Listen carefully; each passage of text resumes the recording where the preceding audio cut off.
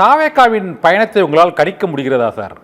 கரூர் பெருந்துயரத்திற்கு பிறகு அவர்கள் அதிமுக கூட்டணிக்கு போய்விடுவார்கள், பாஜக அவர்களை கூட்டணிக்கில் இணைப்பதற்கான முயற்சிகளை மேற்கொண்டு வருகிறது என்றெல்லாம் பலவிதமாக பேசிக் கொண்டிருக்கும் போது ஒரு சிறப்பு பொதுக்குழுவை கூட்டிவிட்டு இப்போது சேலத்தில் 4ஆம் தேதி பயணத்தை கேட்டுக்கிறார்கள். ஆனால் அது இந்த டிசம்பர் 6ஆம் தேதிக்கு முன்னதாக வருகிறது என்று அது கொடுக்க முடியாது, வேறு தேதி என்று காவல்துறை மறுத்திருக்கிறது. மீண்டும் இந்த பயணத்தை தொடங்குவதன் மூலமாக அவருடைய அந்த நோக்கம் என்னவா இருக்குன்னு நினைக்கிறீங்க சார்? எனக்கு தெரிஞ்சு தமிழ்நாட்டில் ஒரு சலசலப்பையும் ஒரு பரபரப்பையும் தேவையில்லாத ஒரு விஷயங்களையும் செய்து அதன் மூலமாக சரியா பேசி இல்லை, ஏதோ ஒரு விஷயத்தை என்ன பேசினாலும் சில பேர் சொல்லுவாங்க நெகட்டிவா பேசினாலும் பரவாயில்ல என்னை பத்தி பேசிட்டே இருக்கணும் அப்படின்னு. விஜய் வீட்டை விட்டே வெளியில வராம 30 நாட்கள் வீட்டுக்குள்ளேயே அந்த சம்பவத்துக்கு பிறகு இருந்தாலும் 30 நாட்களும் ஊடகத்தை தாண்டி எல்லாரும் பேசிக்கிட்டு இருந்தது விஜய் குறித்து. அதுல அவருக்கு ஒரு மகிழ்ச்சி இருந்திருக்கும்னு நினைக்கிறேன் நான். இப்ப மறுபடியும் அவர் களத்துக்குள்ள வரார், அவர் பர்மிஷன் கேட்கிறாரு. நல்லா எல்லாருக்கும் தெரிந்த ஒரு விஷயம், அவருக்கு மட்டும் எப்படி தெரியாம போச்சு? டிசம்பர் 6ஆம் தேதி என்பது மிக மிக மோசமான ஒரு கருப்பு நாளாக பார்க்கப்படுது. அந்த நாளில் பெரும்பாலும் எங்கேயுமே ஊர்வலத்துக்கோ அல்லது கூட்டத்திற்கோ பொதுக்கூட்டத்துக்கோ பெரும்பாலும் அனுமதி வழங்கப்படுவது இல்லை. தமிழ்நாட்டில் கலவரத்தை ஏற்படுத்த வேண்டும் நினைக்கிறவர்கள் மட்டும்தான் அந்த நாளை தேர்ந்தெடுப்பாங்க. அது முன்னாடியோ பின்னாடியோ அவங்க கேட்டு பர்மிஷன் வாங்குவதற்கு முயற்சி எடுப்பாங்க. நான் திரும்ப திரும்ப அந்த குற்றச்சாட்டை இவர்கள் மீது வைத்துக்கிட்டே இருக்கேன். தாவேகா என்பது தமிழ்நாட்டில் அரசியல் செய்வதற்காக வரவில்லை, அரசியல் செய்கிறவர்களுக்கு ஒரு வியாதி பிடிப்பதற்காக, அரசியல் வியாதி அது தாவேகா. மோசமான குற்றச்சாட்டா தான் தோணும்.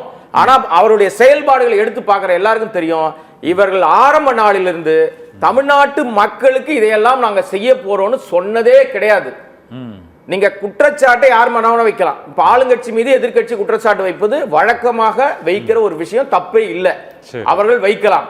ஆனால் அந்த குற்றச்சாட்டை வைப்பதோடு சேர்த்து நான் மாற்றாக வருகிறேன், மாற்று சக்தியாக வருகிறேன்னு சொல்லக்கூடியவர் தெளிவான ஒரு விளக்கத்தை மக்கள்கிட்ட சொல்லணும். அவர் வெளியிட்ட வீடியோக்களும் சரி, அவர் பேசிய பேச்சிலும் சரி, எரிச்சல் ஊட்டுகிற வெறுப்பு அரசியலை தவிர வேறு எந்த விதத்திலும் பலன் அளிக்கிற விஷயம் சொல்லவே இல்லை. சரி, உங்களுக்கு ரொம்ப எரிச்சல் ஊட்டுது. எனக்கு இல்ல சார், தாவேகா ரசிகர்களுக்கு விரும்புதா, விருப்பமா தான் சார். அது ஜென்சி கூட்டம் சார், அது ஜென்சி கூட்டம். அவர்களுக்கு அது என்ன நடக்குதுன்னே தெரியல. இன்னொரு விஷயம், எங்க போய் எதற்காக பேசுகிறோம் தெரியாது அந்த கூட்டம். பேசி எஸ்ஐஆர் குறித்து தெளிவான விளக்கத்தை சொன்னதாக ஒரு வீடியோ வெளியிட்டார். யார் வெளியிட்டது? விஜய் வெளியிட்டார். அந்த வீடியோல என்ன சொல்றாரு? இந்த எஸ்ஐஆரை கொண்டு வந்தது யாரு? திமுக அரசாங்கமா? திமுக அரசாங்கம் கொண்டு வந்து, மாநில அரசாங்கம் கொண்டு வந்தது. ஒன்றிய அரசாங்கம் தேர்தல் ஆணையத்தின் மூலமாக அதை செயல்படுத்துவதற்கு முயற்சி எடுக்கிறாங்க. அங்க ஒரு தெளிவு என்ன சொல்ல வராருன்னா, இந்த ஃபார்மை கொடுக்காம தடுக்கிறாங்க, நீங்க போய் அங்க பண்ணுங்க. அதை எந்த அட்ரஸ் அனுப்புறாரு? அட்ரஸ்லயே தப்பு. ஒரு நடிகர் இது மாதிரி தான் முன்னாடி நான் எம்எல்ஏ போட்டியிட போறேன்னு சொல்லிட்டு மனுவை கொண்டு போய் உள்ளாட்சி அமைப்பில் கொடுத்தாரு. அந்த நடிகர் நண்பர்ன்றதுனால பேர் சொல்ல, நான் ஊருக்கே தெரியும் அது. அந்த மாதிரி தான் இவரும் என்ன பண்றாரு? கூட இருக்கிற யார், நான் இதனால தான் திரும்ப திரும்ப சொல்றேன், இவர்களை சுத்தி இருக்கிற எல்லாரும் தலைவன் எவ்வளியோ அப்படிதான் தொண்டர்கள் இருப்பாங்க சொல்லுவாங்க. இது தலைவனே சரியில்லைன்னா தொண்டர்களும் அப்படித்தான் இருப்பாங்க. தொடர்ச்சியாக தான் செய்கிறது தவறு என்பதையே புரிந்து கொள்ள முடியாமல் தான் செய்கிறதெல்லாம் சரி, ஜென்சி கூட்டமே வா அப்படின்னு அந்த வார்த்தையை விர்ச்சுவல் வாரியர்ஸ் என்றாரு. சார், இது அரசியலா சார்? இது நீங்க செல்ஃபி எடுக்கிறது, வீடியோ போடுறது, அப்புறம் நீங்க அறிக்கை விடுறது, வீட்டுக்குள்ளே பதுங்கி இருக்கிறது, இது அரசியலா? இந்த தமிழ்நாட்டு மக்களுக்காக இந்த விஜய் இதுவரை என்ன ஒரே ஒரு நன்மை செய்தார்னு ஒரு பட்டியல் போட சொல்லுங்க. பட்டியலே வேணாம், ஒரே ஒரு செய்கை. அவர் உழைத்து வாங்கியதா சொல்லப்படுகிற 200 கோடி ரூபாய் சம்பளத்தை விட்டுட்டு வந்தேன்னு சொல்றாருல்ல, இத்தனை ஆண்டு காலம் இந்த மக்கள் தானே 200 ரூபாய் டிக்கெட்டு 2000 ரூபாய் விற்கிறாருல்ல, அதுல இருந்து தானே கிடைக்கிற சம்பளம். என்ன தொகையை மக்களுக்கு அவர் நன்மை செய்திருக்கிறார்? ஸ்பான்சர் இல்லாம. சரி, இந்த பள்ளிக்கூட மாணவ மாணவிகளுக்கு உதவி நோட் புக் கொடுத்துட்டா ஊர்ல இருக்க எல்லாரும் கொடுக்குறாங்க சார். இதெல்லாம் ஒரு சார், இதுக்காக உடனே முதலமைச்சர் நாற்காலி கொடுத்துருவாங்களா சார் மக்கள்? உடனே முதலமைச்சர் இல்ல, அரசியலுக்கு கனவுலக முதலமைச்சராக இருக்கிறார். முதலமைச்சர் ஆசையில் இல்ல, அவரு முதலமைச்சராவே வாழ ஆரம்பிச்சிட்டாரு. அந்த விர்ச்சுவல் வாரியர்ஸ் அப்படிதான் தூக்கி கொண்டாடுறாங்க. அவர்களுக்கு அடிப்படை அறிவு இல்லை, ஆனா ஒரு ஓட்டு இருக்கு. அது ஓட்டே உழாது சார். நீங்க 10% மேல உழவுன்னு சொல்றாங்க, எல்லாரும் சொல்றாங்க. முறைப்படுத்தவே இல்லையே. நான் திரும்ப இதே அமர்வுல இதே அரங்கல விஜயகாந்த் விட குறைய வாங்குவாங்கங்களா? 6% விட குறைய வாங்குவாங்க. எங்க அண்ணன் சீமானை விட கம்மியா தான் சார் வாங்குவார். பலமுறை சொல்லியிருக்கேன். ஓ, இப்போ இன்னும் மோசமான நிலைமைக்கு தள்ளப்படுது. ஏன்னா நீங்க கிடைக்கிற வாய்ப்புகளை எல்லாம் விஜய் தவற விட்டுக்கிட்டே இருக்கார். அவர் கிடைக்கிற வாய்ப்பு, மக்கள்கிட்ட போய் நிற்க வேண்டிய வாய்ப்பு, அவர் இறங்கி செய்ய வேண்டிய வாய்ப்பு. எதற்குமே நான் பேச மாட்டேன், ஆனா வீடியோ பேசுவேன். எதற்குமே வரமாட்டேன், திமுக அரசாங்கத்தை குறை சொல்லுவேன். அவர் மூணு இடத்துக்கு போனார். ஒரு இடத்துல ஒரு விபத்து ஆகி போச்சு. அதுல இருந்து தான் அவர் கொஞ்சம் ஸ்டாப் ஆயிட்டு. மற்றபடி மக்களை சந்திக்க விக்கிரவாண்டியிலேயே முதல் மாநாடுன்னு சொன்னாங்கல்ல, அந்த மாநாட்டிலேயே மயங்கி விழுந்தவர்களுக்கு இவர் என்ன, அந்த கட்சி, அவங்க கட்சியை சேர்ந்தவர்கள், ஒரு அம்மையார் அவங்க கண்ணீர் விட்டு கதறி சொல்றாங்க, என் பையன் அப்படி மாவட்ட நிர்வாகி இருந்தார், வாகனத்துல வரும்போது விபத்து ஏற்பட்டு செத்து போயிட்டாரு. இப்ப 41 பேருக்கு நீங்க வந்து காசு கொடுக்குறேன்னு சொல்லிட்டு, அதுவும் ஸ்பான்சர், இவரு சொந்த பணம் இல்ல, ஆமான்னு சொல்லுங்க, எடுத்து போட சொல்லுங்க. அப்படியா? 41 பேருக்கு இவர் பணம் இல்ல சார், அது கொடுத்தது வந்து வேற ஒருத்தர் கொடுத்திருக்காரு. அவர் கூடவே ஒருத்தர் இருக்காரு, அவர் தான் கொடுத்திருக்காரு. அவருடைய செலவு தான் ஃபுல்லா நடக்குது. நான் மட்டும் சொல்ல சார், ஊரே சொல்லிக்கிட்டு இருக்கு. நீங்க ஐடில காட்ட சொல்லுங்க சார், அடுத்த ஆண்டு தான் தெரியும். இவங்க ஐடில தான் தெரிய வரும் எவ்வளவு அவர் வந்து கொடுத்திருக்காரு. விஜய் கொடுக்கலையா? பேசுகிற எல்லாம் பொய் தான். 20 லட்சம் ரூபாய் விஜய் கொடுத்தாரா இல்லையா? விஜய் எல்லாம் கொடுக்கல சார். விஜய் கொடுத்ததா தகவல் வரல சார். அவர் பேங்க்ல அக்கவுண்ட்ல போட்டிருக்காரு. அவங்க தனியா அங்க மாமல்லபுரத்துல கூப்பிட்டு வர அவங்களுக்கு வர எல்லாம் கரெக்ட் தான் சார். யார் பணம், அந்த பணத்தை கொடுத்தது கட்சி அர்ஜுனான்னு சொல்லி தான் சொல்றாங்க. எனக்கு தெரியாது. ஆதவ அர்ஜுனா அவர் கட்சியோட பொதுச் செயலாளர். அந்த பொதுச் செயலாளருக்கு என்ன அவருக்கு, அதாவது இது மேலாண்மை பிரிவு பொதுச் செயலாளர், எந்த கட்சியிலும் இல்லாத ஒரு அடைமொழியில் அவர் இருக்கார். தேர்தல் மேலாண்மை, நீங்க பல ஆண்டுகள் பத்திரிகை துறையில இருக்கீங்க, தொலைக்காட்சி ஊடகத்துறையில இருக்கீங்க, மிக மூத்த பத்திரிகையாளர். இப்ப உங்களுக்கு தெரிஞ்சு நான் கேட்கிறேன், கிட்டத்தட்ட நான் ஒரு 30 வருஷமா இருக்கேன். தேர்தல் மேலாண்மை பொதுச் செயலாளர் எந்த கட்சியிலாவது இருக்கா சார்? தேசிய கட்சி, மாநில கட்சி, நம்ம குக் கிராமங்கள் இருக்கிற ஏதோ ஒரு கட்சி மாத்தி போடத்தான் வந்திருக்காங்க சார். எப்படி மாத்தி போடுறது? பொதுச் செயலாளர், துறை பொதுச் செயலாளர் எப்படி வச்சிருக்கீங்க? நாங்க அதை அப்படியே மாத்தி புதிய நிர்வாகிகள், புதிய அரசியல் போக்குல வரோம். எப்படி மாத்தி போடுறது? மக்கள் எல்லாம் திரட்டி என் பின்னாடியே வான்னு ஆட்டு மந்த மாதிரி கூட்டு போய் நசுக்கி கொள்றது, இதான் மாற்றமா? ஏற்கனவே ஒருத்தர் வந்து மாற்றம் முன்னேற்றம் ஒரே ஒரு நிகழ்வு வச்சுட்டு மொத்த கட்சி நீங்க ஒட்டுமொத்தமாக, இது அன்றைக்கு நடந்த நிகழ்வு எப்போதோ நடந்திருக்க வேண்டியது. அங்கெல்லாம் ஏதோ சந்தர்ப்பத்தால் நடக்கல. ஏன்னா எல்லா இடங்களிலும் மயங்கி விழுந்தவர்கள் எண்ணிக்கை கூடிக்கிட்டே இருந்துச்சு. நான் வந்து அந்த சம்பவம் ரொம்ப மோசமான, நடக்க கூடாதுன்னு நினைக்கிறேன். இனிமேலும் நடக்கக்கூடாது. இதற்கு என்ன முன்னேற்பாடு எடுத்திருக்கீங்க? 4ஆம் தேதி பர்மிஷன் கேட்கறீங்களே, அடிப்படையில் அறிவு இருக்கிறவங்க கேட்பானா? 6ஆம் தேதி என்ன நாள்? இந்தியாவிலே கருப்பு தினமாக பார்க்கப்படுகிற நாள், பாபர் மசூதி இடிப்பு நாள். இன்று வரை அது மிகப்பெரிய பழியாக பார்க்கப்படுது. அங்க என்ன நடந்தாலும், அது ஒட்டுமொத்தமாக தமிழ்நாட்டில் எங்க நடந்தாலும், என்ன நடந்தாலும், சின்ன சம்பவம் நடந்தாலும் அது ஆளும் வர்க்கத்தின் மீது தான் அதை திருப்புவதற்கு முயற்சி எடுப்பாங்க. சார், இங்க கோயம்புத்தூர்ல கார்ல வந்து சிலிண்டர் வெடிச்சா அது கார் குண்டு. இதுவே வந்து நீங்க போய் ரெட் ஃபோர்ட்ல வந்து கார் வெடிச்சா அது வந்து அது வெடி விபத்து இல்ல. இல்ல, அப்புறம் கார் குண்டுன்னு சொல்லிட்டாங்க சார். முதல்ல கொஞ்சம் அந்த மாதிரி சொன்னாங்க. என்ன அயோக்கியத்தனம் சார். அது வெடி தெரியுமா சார்? அதாவது இல்ல அவங்களுடைய பாணி சொல்றேன். அவங்க என்ன சொல்லுவாங்கன்னா, அதாவது நகையை வந்து திருடிட்டாங்கன்னு சொன்னா நகை திருட்டுன்னு வந்து பழி சொல்லிடுவாங்க. வேறு ஒரு ஆட்கள் திருடிட்டாங்க எடுத்துட்டாங்கன்னா, அதே அவர்கள் சமூகத்து ஆட்கள் எடுத்துட்டாங்கன்னா எடை குறைப்பு. இது மாதிரி பேச கும்பல் தான் சார் அவங்க. சோ அவர்களோட தானே வேறு துணையோடு இருக்காரு. இப்ப நான் திரும்ப சொல்றேன், எனக்கு விஜய் மீதோ அந்த தாவேகா கட்சியினர் மீதோ பரிதாப உணர்ச்சி தான் வருது. எனக்கு கோபம்லாம் இல்ல. இந்த ஆதங்கமே என்னன்னா, மாற்று சக்தியாக வரேன்றீங்க, வாங்கப்பா, ஆனா மாற்று சக்தியா என்ன செய்ய போறீங்கன்னு சொல்லணும் இல்லையா? இதுவரை ஒரு தகவலிலும், அவர் பேசிய ஒரு விஷயத்திலும், இந்த தமிழ்நாட்டு மக்களுக்காக இந்த நன்மையை நான் செய்ய போறேன், விஜயாகிய நான் அப்படின்னு பேசிக்கணும்னு ஆசைப்படுறாரு இல்லையா? அங்க கூட என்ன படிப்பாருன்னு தெரியல. ஜோசப் விஜயாக நான் படிப்பாரா இல்ல விஜயாக நான் படிப்பாரான்னு தெரியல. எனக்கு தெரியல சார். ஏன்னா அப்படி சொன்னவர்களோட கூட்டணி பேசிட்டு இருக்காரு. அவர் தான் சப்போர்ட் பண்றாரு.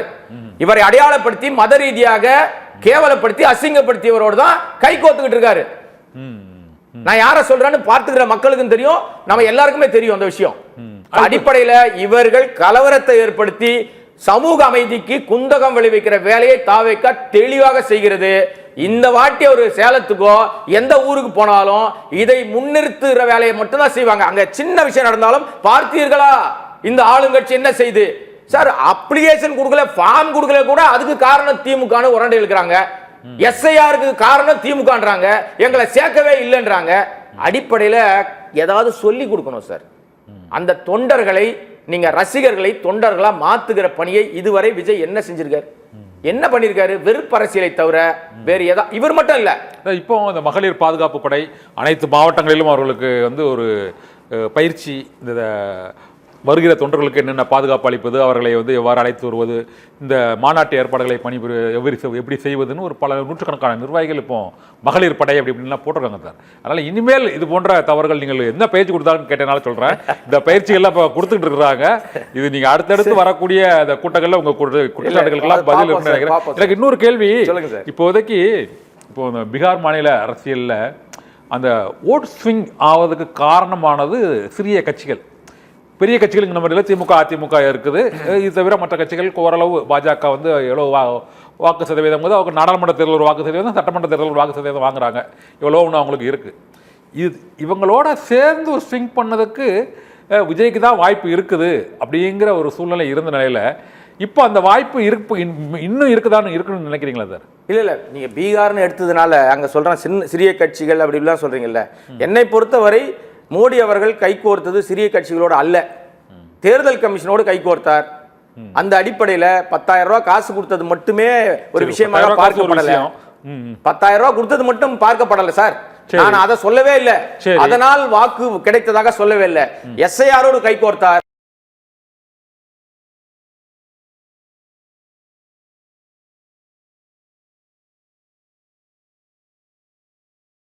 கோயம்புத்தூருக்கு வந்து அவர் பேசுகிறாரோ, உண்மையிலே மனசாட்சி இருக்கிறவன், உண்மையிலேயே அவருக்கு வந்து அந்த வார்த்தைகள் எல்லாம் மிக கடுமையாக தான் இருக்கும். ஆனா அந்த நாட்டினுடைய பொறுப்பு மிகப்பெரிய பதவியில் இருக்கிற பிரதமர் மோடி பொதுவானவராக இருக்க வேண்டியவர் என்ன செஞ்சுட்டு வரார் சார்? முதல் நாள் கோயம்புத்தூருக்கு வர வேண்டிய மெட்ரோ திட்டத்தை கேன்சல் பண்ணிட்டு முந்தைய தேர்தலில் வாக்குறுதியாக கொடுத்த பாஜக அங்கே 10 தொகுதிகளை ஸ்வீப்பாக அதிமுகவும் பாஜக வெற்றி பெற்றது. அந்த மக்களை ஏமாற்றி மோசடித்தனம் பண்ணி இப்ப அந்த மெட்ரோ திட்டத்தை கேன்சல் பண்ணிட்டு எந்த அடிப்படையில் எந்த மூஞ்ச வச்சுக்கிட்டு வேற எப்படி பேசுறது? எனக்கு மூன்றாம் தரமா பேசி எனக்கு பழக்கம் இல்லை. எந்த அடிப்படையில் மக்கள்கிட்ட வந்து போய் பேசுகிறார்? என்ன சொல்றாரு? தமிழை கற்க முடியவில்லை. என்ன நாடகம்! மிகப்பெரிய நடிகருக்கான அனைத்து அம்சங்களும் என்னுடைய நாட்டினுடைய பிரதமருக்கு இருக்கிறது என்பது என்னை பார்க்கும்போது ரொம்ப பெருமையா இருக்கு சார். நீங்க தேர்தல் ஆணைய கணக்குன்னு சொன்னீங்க. வழக்கமான அங்க கூட்டணி கட்சிகளோட அந்த சதவீத விகிதம் பீகார் மாநிலத்தில் கடந்த ஒரு 10-20 ஆண்டுகளாகவே அது பிஜேபிக்கு ஒரு 20% மேலே இருக்குது. அதை விட பெரிய கட்சி ஆர்ஜேடி, ராஷ்டிரிய ஜனதாதளம், அதுக்கு ஒரு 20% இருக்குது. இவருக்கு ஐக்கிய ஜனதாதளத்துக்கு ஒரு 17% இருக்குது. இதில் இந்த 1-3 கூட்டணி வச்சா அவங்க ஜெயிக்கிறாங்க. இப்போ 1-2 கூட்டணி வச்சாலும் அவங்க ஜெயிக்கிறாங்க. ஐக்கிய ஜனதாதளம் பிஜேபி கூட கூட்டணி வச்சாலும் அவங்க வின் பண்ணுறாங்க. ஐக்கிய ஜனதாதளம் ஆர்ஜேடி கூட்டணி கூட வச்சாலும் வின் பண்ணுறாங்க. இதில் லேசாக ஸ்விங் பாயிண்ட் கொடுத்தது நீங்கள் இந்த 10,000 ரூபாயும் இந்த லோக் ஜனசக்தி பார்ட்டி. இது அங்கே உள்ள வாக்கு சதவீத கணக்கு தான். இதில் தேர்தல் ஆணையத்தை வந்து நம்ம வந்து எந்த விதமான ஒப்புமைப்படுத்த முடியாது. தமிழகத்திலும் இங்கே வந்து 2011 பொறுத்தவரை அதிமுக திமுக ரெண்டுமே ஒரு 30% வாக்கு. வெற்றியை நிர்ணயிப்பதற்கு அப்போது ஒரு சிக்கல் இருக்கும் போது விஜயகாந்தை உள்ளே சேர்க்கிறார்கள், ஜெயலலிதா வந்து உள்ளே சேர்க்கிறாங்க. அந்த ஒரு 6% தான் அந்த ஓட் ஸ்விங்கை வந்து அதிகப்படுத்துது. அதுதான் பீகாரிலும் இப்போது நிகழ்ந்திருக்கிறது. அதுபோல இங்கேயும் கூட்டணி கட்சிகளை மாற்றி ஒரு காற்று வீசும் தான் நாங்க நினைக்கிறோம். நீங்க உங்களுடைய பாணியை நான் வந்து வரவேற்கிறேன் சார். நீங்க வந்து நெறியாளராக இருக்கிறதுனால ரொம்ப தெளிவாக இப்படிதான் நீங்க விளக்கி ஆகணும். வெளிப்படைத்தன்மையோடு உண்மையிலேயே மோடி அரசாங்கமோ அல்லது அவரை சுற்றி இருக்கிறவர்களோ வெளிப்படைத்தன்மையோடு இருந்திருந்தால் 7,43,00,000 பேர் மட்டுமே வாக்களிக்க வேண்டிய பீகார் தேர்தலில் 7,45,00,000 மேல் வாக்குகள் வந்திருக்கிறது. மானம் இருக்கா, சூடு இருக்கா, சொரணை இருக்கான்னு அங்க இருக்கிற மக்கள் எல்லாம் கேட்பாங்கன்னு நாம அமைதியா இருக்க முடியாது. நாமும் அதே கேள்விதான் கேட்போம். தமிழ்நாட்டில் அங்க பீகாரில் 65 லட்சம் பேரை நீக்கிட்டு 20 லட்சம் பேரை சேர்க்கிறீங்க, நீக்கிறீங்க. தேர்தலுக்கு முன்பாக பல்வேறு விஷயங்களை பண்றீங்க. இங்கே எஸ்ஐஆர்ல பீகார் மக்களுக்காகவே ஒரு தனி காலம் வச்சிருக்கீங்களே, எந்த அடிப்படையில் வச்சீங்க? எந்த அடிப்படையில் வச்சீங்க? இங்க நிறைய இந்த பீகார் தொழிலாளர்கள் இங்க இருக்காங்க சார். அவங்களும் ஓட்டு போடுறதுக்கு உரிமை இல்லை நம்ம சொல்ல முடியாது. அங்க வாக்களித்தால் இங்க வாக்களிக்க முடியாது. ஆனால் அங்க வாக்களிக்கவில்லை என்றால் இங்க ஒரு வாக்கு சேர்க்கக்கூடாதுன்னு இருக்கா சார்? எதிர்கட்சி தலைவராக இருக்கிற மரியாதைக்குரிய ராகுல் காந்தி இதை விட மிக கேவலமாக தேர்தல் ஆணையத்தை குற்றம் சொல்லவே முடியாத அளவுக்கு அத்தனை ஆதாரங்களையும் போட்டார். பிரேசில் நாட்டு அழகி இங்கே 22 வாக்குகளை செலுத்தியதாக தெளிவாக எடுத்து விட்டார். உண்மையிலே நீங்க ஆண்மை திறனோடு இருந்தால், இதை விட வார்த்தை வேற எதுவும் பயன்படுத்த முடியாது என்னால, இருந்தால் தேர்தல் கமிஷன் மீது சொல்லப்பட்ட குற்றச்சாட்டுகள்ல நாங்க வெளிப்படையா இருக்கோம். இனிமே ஓட்டு மிஷினே கிடையாதா, நாங்க நேர்மையா ஆட்சி நடத்துறோம், வாக்கு சீட்டு முறையில் வரோம், வந்து நின்னு பாருன்னு சொல்வதற்கான தானி மரியாதைக்குரிய பிரதமர் மோடி அவர்களுக்கு இருக்கிறதா? இப்போ நம்ம ஓரளவுக்கு முன்னேறி முன்னணி வாக்குப்பதிவு இயந்திரங்கள் போயிட்டோம். உலக நாடுகள் பின்னாடி வந்துட்டாங்க சார். இதெல்லாம் சொல்லி நீங்க வந்து சப்பக்கட்டு கட்டக்கூடாது சார். அதெல்லாம் வாக்கு கொண்டு போறான்னு சொல்றீங்க. தேர்தல் ஆணையம் வாக்காளர் பட்டியல் திருத்தல் பண்ணா அதை நீக்கிட்டாரு சொல்றீங்க. ஆனா உண்மையிலே பாஜக நிகரா எதிர்கட்சிகளா இருக்கக்கூடிய காங்கிரஸோ மற்ற மாநில கட்சிகளோ உண்மையிலே அரசியல் பண்றாங்களா? அவங்க வந்து தேர்தல இந்த குற்றச்சாட்டுகள் நம்ம சொல்றோம், ஆனா பட் ப்ரூவ் அது பண்ண முடியல. இல்ல நான் திரும்ப சொல்றேன். ரைட், ஓகே, உங்க வாதத்துக்கே நான் வரேன். தேர்தல் முடிகிறது சார். இந்தியா போன்ற அதிக மக்கள் தொகை கொண்ட நாட்டுல பல கட்ட தேர்தல் நடத்தப்படுது. ரைட், உங்களுக்கு வந்து நீங்க வந்து அப்பதான் இங்க இருந்து ஓட்டர்ஸ் வந்து நைஸா வந்து திருட்டுறையில அனுப்ப முடியும், வேற ஒரு விஷயங்கள்ல பண்ண முடியும். ஏதோ பண்ணிட்டு இருக்கீங்க. தீபாவளி சாட் பண்ணீங்கனால போனாங்க, ஏதோ ஒன்னு பண்றீங்க சார். அதை வந்து நீங்க வந்து ப்ரூவ் பண்ண முடியலன்னு ஏதோ சொல்லிட்டு இருக்கீங்க. அது உங்களுக்கு சாதகமா அமையுது, பரவாயில்ல. அப்படி பல கட்ட தேர்தலாக நடத்துறீங்கல்ல, உங்க வாதத்தின்படியே நான் வருகிறேன். தேர்தல் ஆணையம் நீங்க எலக்ட்ரானிக் மிஷின்ல தான் ஓட்டு நடத்துறீங்கன்னா, இந்த ஆணையம் வந்து நினைத்தால் அடுத்த அரை மணி நேரம், தேர்தல் முடிந்த அடுத்த அரை மணி நேரத்தில் நாடு முழுக்க நடந்த எல்லா தேர்தலுடைய ரிசல்ட்டை வெளியிட முடியுமா முடியாதா? ஏன் 1 மாத காலம், 2 மாத காலம், 3 மாத காலத்துக்கு பெட்டியை கொண்டு போய் ஏதோ ஒரு காலேஜில் வைக்கிறீங்க, அப்புறம் அந்த பெட்டியை லாரி எடுத்து திருட்டுத்தனமா கொண்டு போறீங்க, பல இடங்கள்ல மறிச்சு எடுக்கிறாங்க. இப்ப பல வீடியோக்கள் வருது. இதுல எங்கேயுமே வெளிப்படைத்தன்மை இல்ல, எல்லா இடங்களிலும் முறைகேடு, மோசடி. அந்த மெஷினை ஹேக் பண்ண முடியாதுன்னு சொல்றீங்க. எதிர்க்கட்சிகள் வின் பண்றாங்களே, கேரளாவோட ஜெயிக்கிறாங்க, தொடர்ச்சியாக எதிர்க்கட்சிகள் வின் பண்றாங்க. தெலுங்கானால காங்கிரஸ் ஜெயிச்சிருக்கு. இந்த பீகார் ஆமா 8 சட்டமன்ற இடத்துல காங்கிரஸ் ஜெயிச்சிருக்கு. கேரளா, ஆந்திரா, ராஜஸ்தான்ல ஜெயிச்சிருக்கு சார், காங்கிரஸ் ஜெயிச்சிருக்கு சார். பிஜேபி ஆளும் மாநிலத்தில் இடைத்தேர்தலில் காங்கிரஸ் ஜெயிச்சிருக்கு. பாயிண்ட் இப்பதான் இந்த உங்க பாயிண்ட் டேக்கன் பண்ணிக்கிறேன் சார். நான் இடைத்தேர்தலில் தெளிவாக எதிர்க்கட்சியை ஜெயிக்க வைப்பது மோடியினுடைய, அமித்ஷாவுடைய திட்டம். பொது தேர்தல் வந்தா எங்க போறீங்க நீங்க?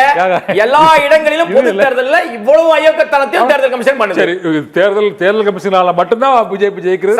100% சார். ஆனா இவங்க 100% இவங்க கூட்டணி மற்றபடி அரசு இந்த பிரச்சார செயல்பாடுகள்லாம் பிஜேபி கூட்டணிக்கு நிகரா இல்லங்கிறதை நீங்க ஒத்துக்கிறீங்களா? இந்த நாட்டுல மரியாதைக்குரிய பிரதமர் மோடி, நம்முடைய விஸ்வகுரு மோடி அவர்கள் பதவி ஏற்ற 14ஆம் ஆண்டிலிருந்து 2014ஆம் ஆண்டிலிருந்து இன்று வரை இந்த நாடு பின்னோக்கி போயினே இருக்கு. கிட்டத்தட்ட 30-40 வருஷம் பின்னாடி வந்துட்டோம். நம்மை விட பின்னோக்கி இருந்த மற்ற நாடுகள்லாம் பொருளாதார ரீதியாக வளர்ந்துருச்சு, எங்கேயோ போயிடுச்சு ஜிடிபி ரேட்ல. உண்மையா இல்லையா? மனசாட்சி உள்ளவர்களுக்கு தெரியும். நம்ம நாட்டில் பல பேருக்கு மனசாட்சியே இல்லை சார், அதை எப்போ வந்து வெளியில வச்சுட்டாங்க. அது இல்லாதனால தான் இவர்களுக்கு வசதி படைக்க, வசதிக்கு என்ன உண்டோ அடிப்படையில் வாக்கு யார் போடுவா? காலையில் 6 மணிக்கு ஏஞ்சி 6 மணிலேருந்து அந்த 9 மணிக்குள்ள வாக்கு செலுத்துகிற ஆட்களை பார்த்தீங்கன்னா, எப்போ ஓட்டு திறக்கிறாங்களோ, பூத் திறக்கிறாங்களோ, வரிசையில் வாக்களிக்கிறவன் அடிப்படையில் தினக்கூலியில் வேலை செய்கிறவன் தான் இருப்பான். படித்தவர்கள் போறதே இல்லை, வசதி படைத்தவர்கள் கியூல நிக்கிறதே இல்லை. அவங்க ஒரு டைம் பார்ப்பாங்க, ஓ இந்த டைம் போனாதான் காலியா இருக்கும். அதிலும் பெரும்பாலான 100 வாக்கு எங்கேயுமே கிடையாது, எங்கேயுமே கிடையாது. அப்ப அவர்களுக்கெல்லாம் என்ன நடக்குதுன்னா, யார் ஜெயிச்சாலும் எனக்கு தேவை, நான் எதை ஒன்னாலும் கொடுத்து என்னுடைய வேலையை செய்து கொள்ள முடியும். எந்த ஆட்சியாளர் வந்தாலும் பணம் வைத்திருக்கிறவன் செல்வாக்கா தான் இருக்கிறான். அதனால அவங்க இந்த தேர்தல் முறையில பெரிய நாட்டம் இருப்பதில்லை. இந்த அன்றாட காட்சிகளா இருக்கிறவர்கள் ஏதோ எலெக்ஷன் கமிஷன் வந்து சொல்லுகிற எல்லா கட்சிகளும் என்னென்ன கொடுக்குறாங்களோ அதெல்லாம் எந்த கட்சியாவது கொடுக்காம ஓட்டு கேக்குதா? எங்க அண்ணன் சீமான் மட்டும் சொல்லுவார், நான் கொடுக்கறதே இல்லைன்னு. எனக்கு தெரியல, எனக்கு தெரியல. காசு கொடுக்காம சார் 36 லட்சம் ஓட்டு வாங்கியிருக்காரு. Right sir. ஆனா அவர் வந்து அதனால தான் சொல்றேன், எனக்கு தெரியலன்ற. மற்ற எல்லாருமே ஏதோ கொடுத்து தானே வாங்குறீங்க, என்ன கொடுக்குறீங்கன்னு எனக்கு தெரியாது. கொடுப்பது பிடிப்பது எல்லாம் உங்க பாணி, அதெல்லாம் நான் சொல்ல வரல. ஆனால் உங்களுக்கு இந்த மக்களுக்காக நாங்க இதையெல்லாம் செஞ்சிருக்கிறோம் சொல்வதற்கு பாஜகவுக்கோ, பாஜக கூட்டணியில் இருக்கிறவர்களுக்கோ, இப்ப பீகார் வாசம் அடிக்கிறது அப்படின்னு அவர் பேசின உடனே முட்டு கொடுக்கிற மரியாதைக்குரிய 4 ஆண்டு காலம் நம்ம முதலமைச்சரா இருந்த இப்ப எதிர்க்கட்சி தலைவராக இருக்கிற எடப்பாடி அவர்கள்ட்ட கேட்கிறேன், கோயம்புத்தூர்ல 10 தொகுதியில வென்றது அதிமுக கூட்டணி. அந்த 10 தொகுதிகளை வென்ற அந்த மக்களுக்கு மெட்ரோ ரயில் திட்டத்தை மத்திய அரசு, ஒன்றிய அரசாங்கம் ரத்து பண்ணிருக்கீங்க. என்ன நீங்க பேசிருக்கீங்க? ரிட்டர்ன் பண்ணிருக்காங்க சார். ரிட்டர்ன் எப்படி பண்ணுவீங்க? உங்களுக்கு என்ன அதிகாரம் இருக்கு? 15 மாசத்துக்கு அப்புறம் ரிட்டர்ன் பண்றீங்க. 4 மாதத்திலே வந்து நீங்க ஆக்ரா கொடுக்குறீங்க. ஆக்ரால 16 லட்சம் பேர் தான் மக்கள் தொகையா இருக்கிறாங்க. இங்க மக்கள் தொகை கம்மியா இருக்கு. அம்மையார் நிர்மலா சீதாராமன் கொஞ்ச நாளைக்கு முன்னாடி இதே கோயம்புத்தூர்ல மெட்ரோ ரயில் போற அளவுக்கு கோயம்புத்தூர்ல பெரிய இடங்கள் அதான் இருக்குது. சாரி, அது 250 சதுர கிலோமீட்டர்ல தான் இருக்குது.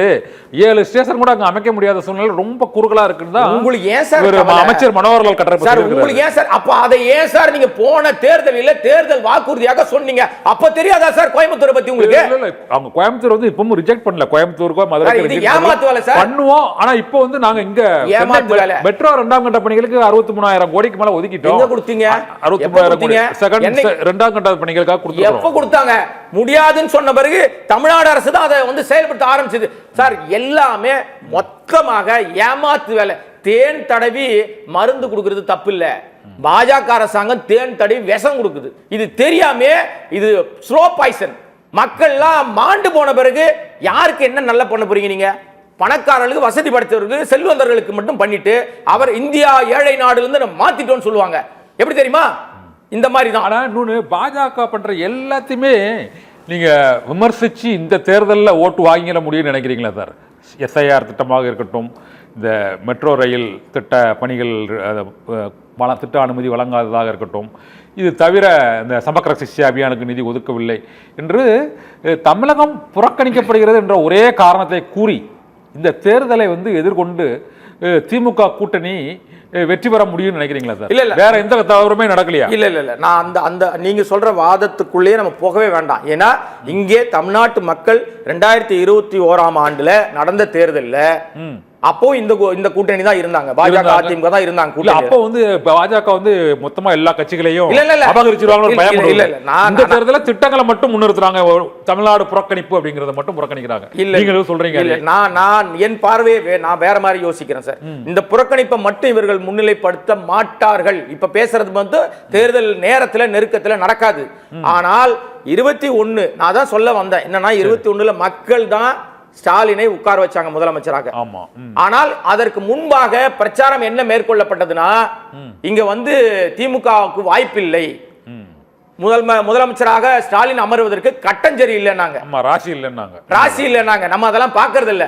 தமிழ்நாட்டு மக்களுக்கு மிக தெளிவாக தெரியும் நம்முடைய நாட்டை, தமிழ்நாட்டை யார் ஆள தகுதியானவர்கள் அப்படின்னு தெரிஞ்சுதான் வாக்களிப்பாங்க ஒவ்வொரு முறையும். அது கருணாநிதி அவர்கள் இருக்கும்போது சரி, அம்மையார் ஜெயலலிதா இருக்கும்போது சரி, இப்ப ஸ்டாலின் அவர்கள் வந்த பிறகும் சரி. 21க்கு பிறகு இப்ப 25ல இருக்கும். கிட்டத்தட்ட இந்த 5 ஆண்டு காலத்துல யாரால் என்னென்ன நன்மைகள் நடந்திருக்கு, நமக்கு இந்த அரசாங்கம், திமுக அரசாங்கம் என்னென்ன செய்திருக்கிறது என்பதை பட்டியல் போட்டா நீண்டுகிட்டே போகும். அத்தனையும் எல்லா கட்சிக்கும் கிடைக்குது. ஓட்டு போட்டவங்களுக்கு கிடைக்குது, ஓட்டு போடாதவங்களுக்கு கிடைச்சிருக்கு. இதே கோயம்புத்தூர்ல ஒரு தொகுதி கூட திமுக ஜெயிக்கல, திமுக கூட்டணி ஜெயிக்கல. ஆனா அங்கதான் உயர்மட்ட மேம்பாலம் போடப்பட்டது. உண்டா இல்லையா? அந்த மேம்பாலத்துல திமுக ஓட்டு போட்டவங்க மட்டும் தான் போக முடியுமா? அந்த தொகுதியில ஒரு தொகுதியில் திமுக ஜெயிக்கல சார். ஏன் அந்த தொகுதியில வந்து திட்டத்தை நிறைவேற்றுறாங்க? தமிழ்நாடு என்பது எல்லாருக்கும் பொதுவானது. இதுதான் சொல்றேன் நானு. மோடி அவர்கள் நாட்டுக்கு பொதுவானவராக நடந்து கொண்டால் மோடி அவர்களுக்கு தமிழ்நாட்டில் வரவேற்பு இருக்கும்.